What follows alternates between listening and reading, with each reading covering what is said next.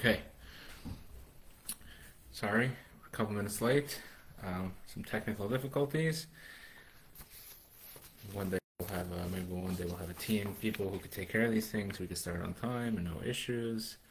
But for now, part of the process. Okay. Um, Today's class is in the merit of all the Jewish people, especially those in the land of Israel, especially those who need healing. And if you would like to sponsor a class, sponsorships are available. We really appreciate it. And let's jump right into it. So tonight is a very special night. It is the Rosh Chodesh Kislev, the first day of the Hebrew month of Kislev. Of course, Kislev is best well known for the holiday of Hanukkah, which is on the 25th day of Kislev. So we still got 3+ weeks until then. We'll keep you posted for details about all the Hanukkah celebrations that are going to be going on here in Duluth. We're very excited about that. As well, there's some Hasidic holidays in Kislev as well. Starting with, of course, tonight, Rosh Chodesh Kislev is a very special day in the Chabad Hasidic calendar. It's the day that the Rabbi recovered from a debilitating heart attack in 1977, and he returned home, which was really the beginning of his full recovery. And as Chabad Hasidim, we celebrate this as a very special day that the Rebbe was able to lead us for many, many more years. Okay, so we're going to talk a little bit about the month of Kislev, and we're actually going to talk about the first time the month of Kislev had a holiday, almost. Let's get into it. Yalkut Shimoni in the Book of Kings says as follows. Rabbi Chanina said, on the 25th day of Kislev, the Mishkan, the tabernacle, was completed, and it remained folded up until the first of Nisan. As the verse says, on the first of the month, you shall erect the Mishkan. The Jews complained to Moses about the fact that it had not been erected immediately, saying, has something happened to it? Again, so the Medrash records that the Mishkan was completed.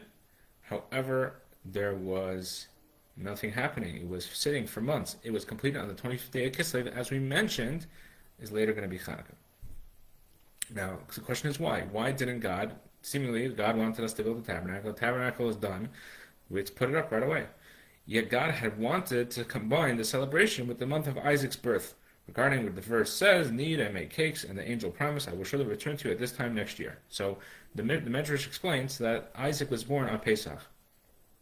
And Abraham made cakes for the angels that told him that Isaac was going to be born. And our sages tell us, what is this referring to? Make cakes? That he made the matzah because it was Passover. And then they said, we're going to come next year and you're going to be born, which implies that Isaac was born on Passover, the month of Nisan. So therefore, God wanted to wait until that month that the tabernacle should be erected. Now Kislev, the Medrash continues, the month in which the work of the Mishkan was completed, lost out. God said, I will repay you. How did he repay? Kislev, with the Chanukah of the Chashmonayim, with the tabernacle, with the dedication of the Hasmoneans. So, in other words, even though Kislev lost out on the original Chanukah, on the original dedication, Chanukah means dedication in Hebrew, the Torah discusses in the month of Kislev, in the month of Nisan, it was the dedication of the Mizbeach. It's called the Chanukah Mizbeach, the inauguration or dedication of the Mizbeach.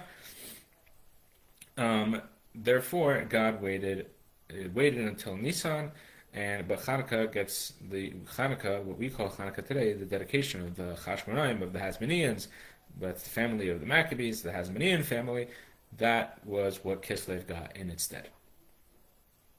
Now, if we look down on if we look at this idea, so this idea is actually makes a lot of sense. There's an idea in Judaism that we want to put things on special occasions. We want to kind of line things up. And there's an idea that's called Ruach, Amshach Ruach, V'Aisi Ruach, which in the Zohar discusses that spirit draws spirit and brings forth spirit. In other words, you want to kind of get to that spiritual day, a day that's already special, and now we bring the spirit from that day into what we're doing. In other words, God wanted to bring the spirit of Isaac's birth, into the tabernacle. So therefore, it makes a lot of sense that you would want to do that. However, God repaid Kislev, and we also know the Chanukah is not just the word dedication, it also starts from the word Chanukah, that they rested on the 25th day, which implies the fact that the battle between the Greeks and the Jews finished on that day, and that was when the temple was rededicated. Now, if you think about it, let's go back to the Medrash that explained this whole idea that Kislev was really supposed to be the special month of the dedication of the tabernacle. It says that why does the Medrash say that the month of Kislev lost out? Seemingly, the Medrash should have said that the 25th day of Kislev lost out. Why does it go about the whole month? It say that this day was supposed to be a special day. Why the month? And the Rabbi learns a very special lesson from this. That, in fact, Hanukkah,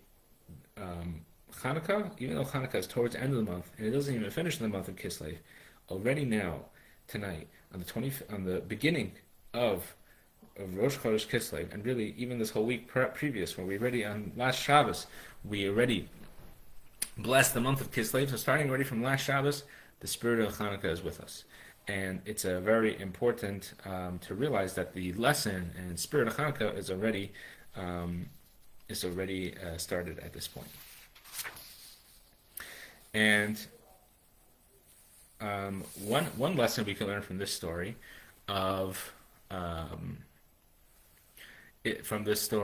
is pretty obvious lesson is that obviously months don't have feelings. Last I checked, I never offended a month. I never said, well, I can't meet you this month, I'm going to meet you next month. I never had the calendar jump up on the table and say, I feel terrible. I never saw a calendar at a therapist, right? But we see how if we have to be so sensitive to months, and God is sensitive to a month, how much more so we should be sensitive to our fellow man, our spouse, our children, our neighbors, our community. How much more so we have to be sensitive, even though maybe we're doing something correct, right? Even though we're doing something important, nonetheless, we have to be sensitive to the fact that somebody missed out on something. It's important for us to recognize that and try to fix any mistakes that we could have made. Okay, so now we're going to learn a lesson from this whole idea that we have to that the month of Kislev gained something, and that what changed, what happened by this dedication. That's what we're going to focus on today. So we talk about that the dedication of the Mishkan, for example, and the dedication of the temples, there was always something new that happened when the dedication happened. For example, when it comes to the dedication of the Mishkan, Moses would put up the tabernacle every day for the first week. Moses himself would put it up, and he would take it down at the end of the day. The next day, he would put it up and take it down at the end of the day for a whole week. And on the day of the Chanukah HaMishkan, on the day there was which was the first day of the month of Nisan. That is when the tabernacle was picked up, and it was no longer put down. It was permanent until they traveled. Obviously, when they traveled, they would take it down. But as far as it was there, it was got something permanent. When it came to the same thing, when it came to when it comes to the Chanukah of the first dedication, the first temple, there was something new. What happened new? They already had the Mishkan at that time, and they had the Mizbeach, and they were bringing all the sacrifices. So what was new about the dedication? And in fact, we go to the Book of Kings. It discusses when the ark was brought and all the vessels was brought to the temple, and they feasted for a whole week. Now, during that week was actually was over. Part of that week was Yom Kippur, and that year on Yom Kippur, they did not fast and they feasted. There was something new. They brought a new energy to the temple, brought such an energy that it was inappropriate. Solomon felt, and he was obviously correct, it was inappropriate for it to be fasting on that day. God had a home in this world, and they feasted. And the same thing when it came to the second temple in the days of Koresh, that they also was marked with great celebration. As is discussed in the book of Ezra, that the people cannot distinguish the sound of joyful. I'll go back over here. The builders laid the foundation of the temple of God. They stationed the priests in their attire with trumpets, and Levites, the sons of Asaph, with cymbals to praise God through David, king of Israel. And they sang, and it was a wonderful.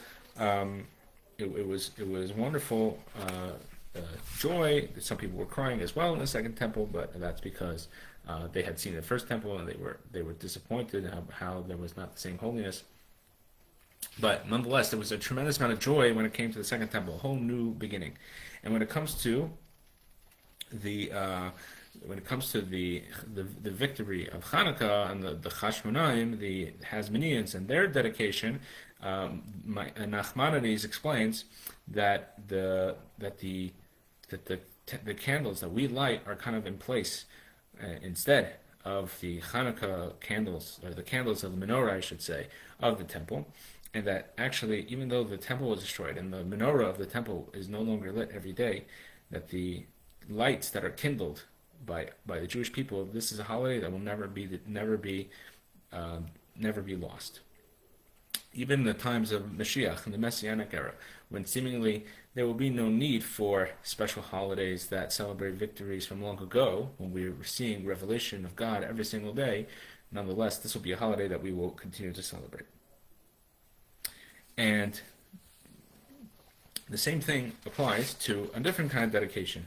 This dedication is something that is brought in Jewish law, the dedication of a new home.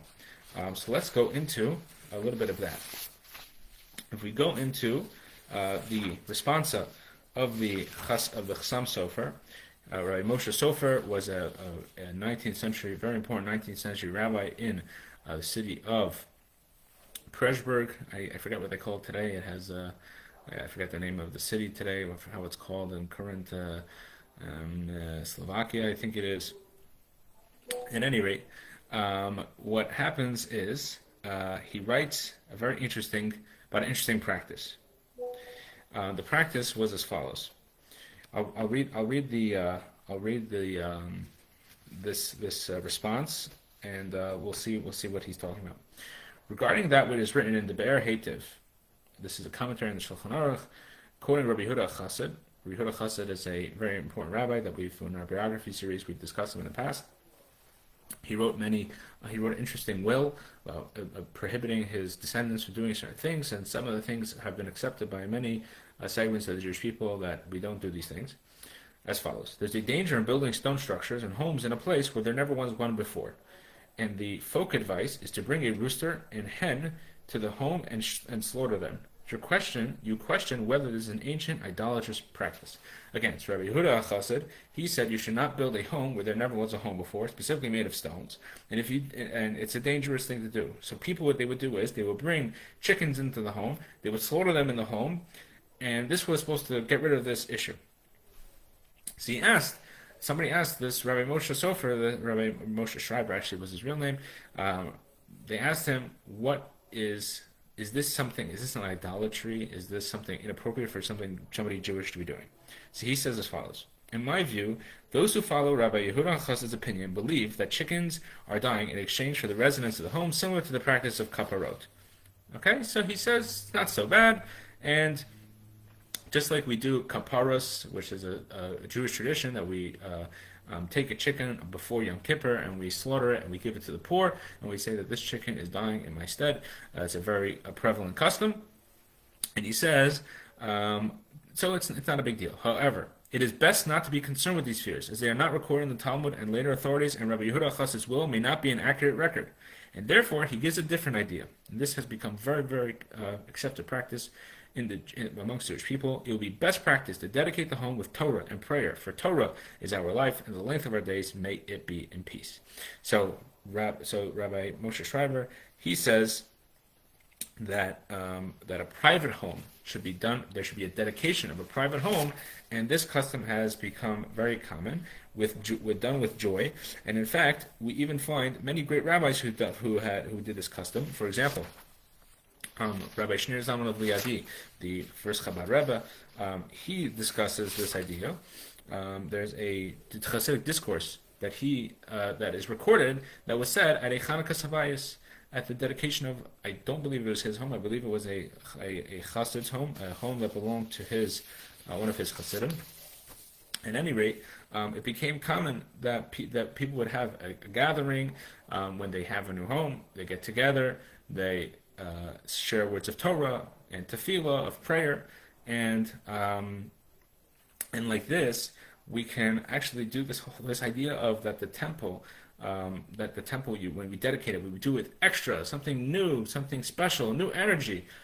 Just like was like all the temples and the tabernacles, as was discussed before, there was a new energy, something that had never been done before, so too even in our private home. And this is actually the lesson of Kislev, that we're coming into the month of Kislev, the month that God said that He will pay back. He will pay back with what? The month of Hanukkah, a dedication, a whole new energy. Is that the month of Kislev reminds us that it's important every so often, especially in the month of Kislev, that we have to come with a new energy, something new, something we have never done before, something that had never been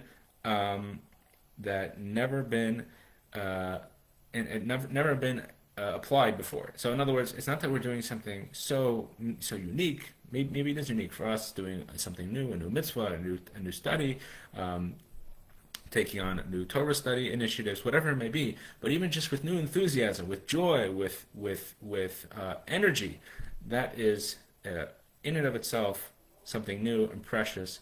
And as we come into the month of Hanukkah, as we just discussed, it's an opportune time to do Torah and do mitzvahs, study Torah and do mitzvahs with new energy, with new opportunity that we have another year to have more Torah study and do more mitzvahs, and God willing, this will be the Torah and the mitzvahs and the energy that will bring the coming of Mashiach right now.